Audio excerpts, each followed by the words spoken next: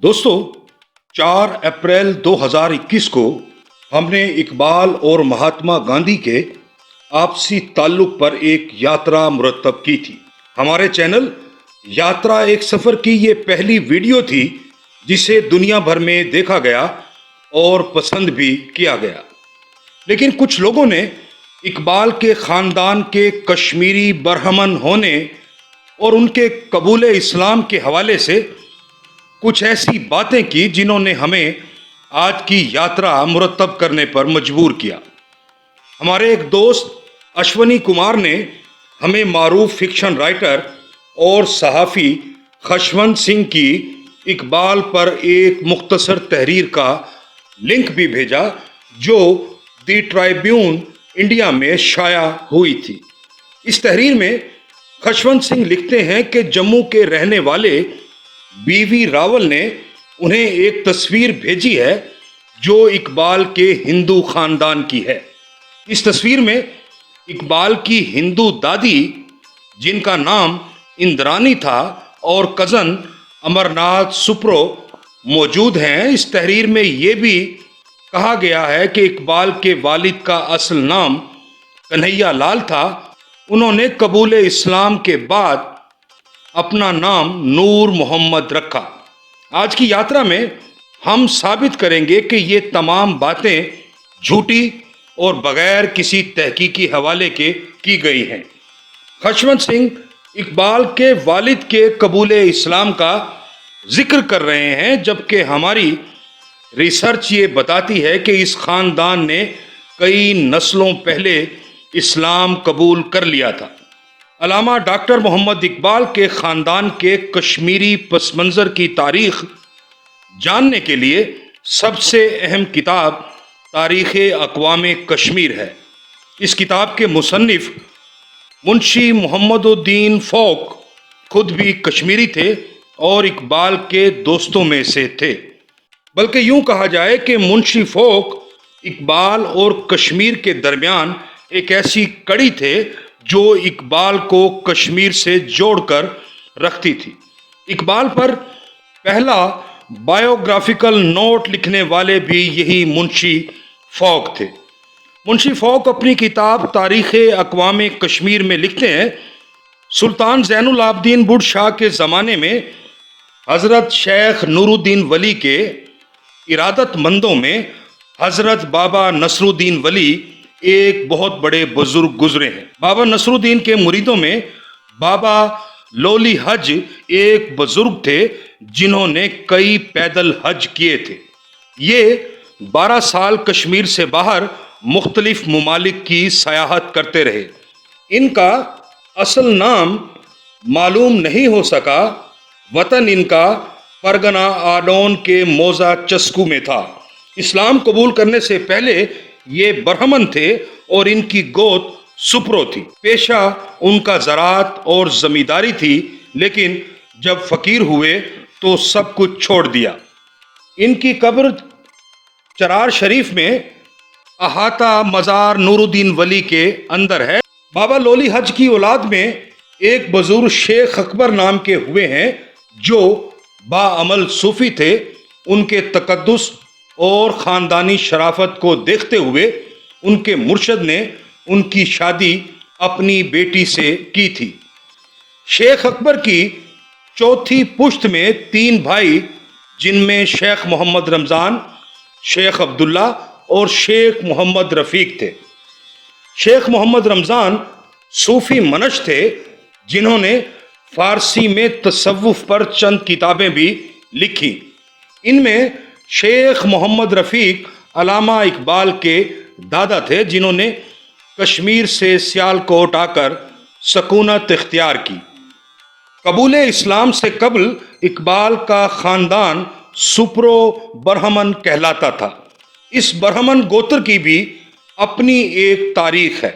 मुंशी फ़ौक लिखते हैं, ज़ैनुल आबदीन बुढ़ शाह के ज़माने से पहले कश्मीर के हिंदू मुसलमानों और उनकी ज़बान को अजनबी ज़बान और अजनबी हुकूमत समझते थे।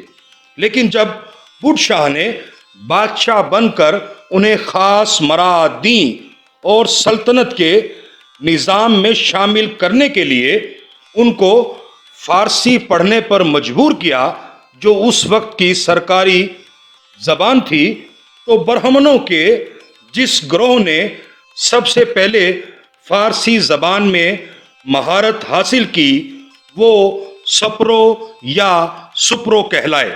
سپرو کا مطلب یہ ہے کہ اس نے سب کچھ پڑھ لیا۔ سپرو کا مطلب یہ بھی بتایا جاتا ہے کہ وہ لڑکا جو چھوٹی عمر میں بڑوں کی سی ذہانت رکھتا ہو۔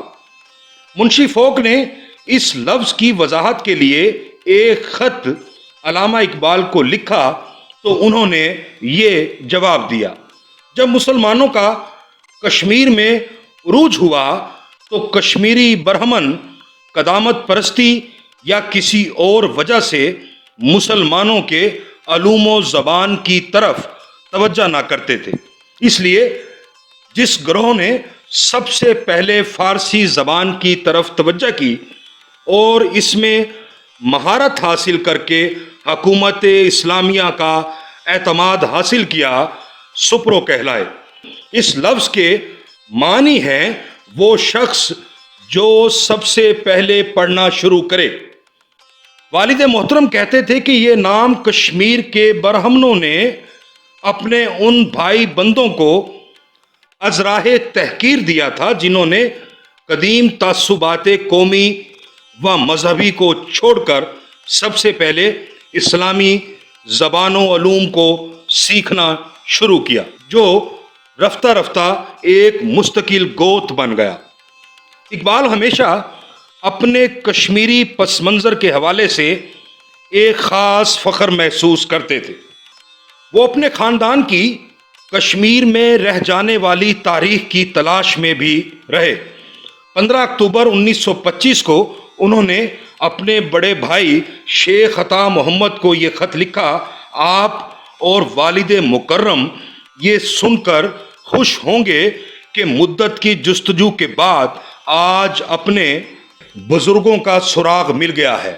حضرت لولی حج کشمیر کے مشہور مشائخ میں سے تھے۔ ان کا ذکر خواجہ اعظم کی تاریخ کشمیر میں بھی موجود ہے۔ والد محترم نے جو کچھ اپنے بزرگوں سے سنا تھا وہ بالکل درست ہے۔ حیرت کی بات یہ ہے کہ کشمیر کے سپرو گوت کے برہمنوں میں سے صرف اقبال کا خاندان ہی مسلمان ہوا تھا۔ 15 جنوری 1934 کو اقبال نے منشی فوک کو ایک خط لکھ کر بتایا کہ پنجاب میں کوئی اور گھر مسلمان سپروؤں کا نہیں ہے۔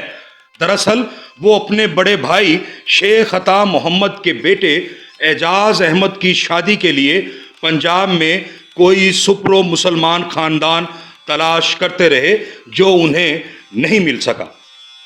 ڈاکٹر اقبال کا خاندان اقبال سے 2 نسلیں پہلے سیالکوٹ آ گیا تھا، لیکن کشمیر اقبال کے اندر ہمیشہ موجود رہا۔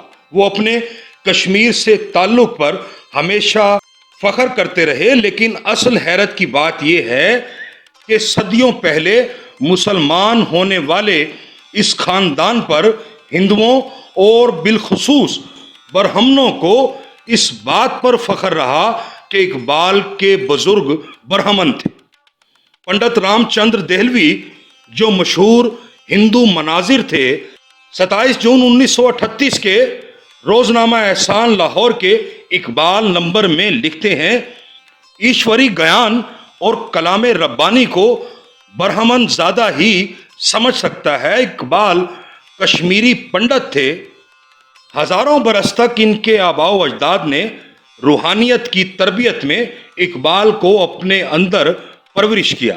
پنڈت رام چندر دہلوی کی بات اپنی جگہ، اس تمام تر تاریخی پس منظر کے باوجود اقبال کو اپنے مسلمان ہونے پر فخر رہا۔ اقبال کہتے ہیں: بت پرستی کو میرے پیش نظر لاتی ہے، بت پرستی کو میرے پیش نظر لاتی ہے، یاد ایام گزشتہ مجھے شرماتی ہے، یاد ایام گزشتہ مجھے شرماتی ہے جو پیشانی پہ اسلام کا ٹیکا اقبال، ہے جو پیشانی پہ اسلام کا ٹیکا اقبال، کوئی پنڈت مجھے کہتا ہے تو شرم آتی ہے۔ دوستو، یہ تھی ہماری آج کی یاترا۔ اگر آپ کو ہماری یہ یاترا پسند آئے تو اپنے دوستوں سے بھی شیئر کیجئے اور ہمارا چینل بھی ضرور سبسکرائب کیجئے۔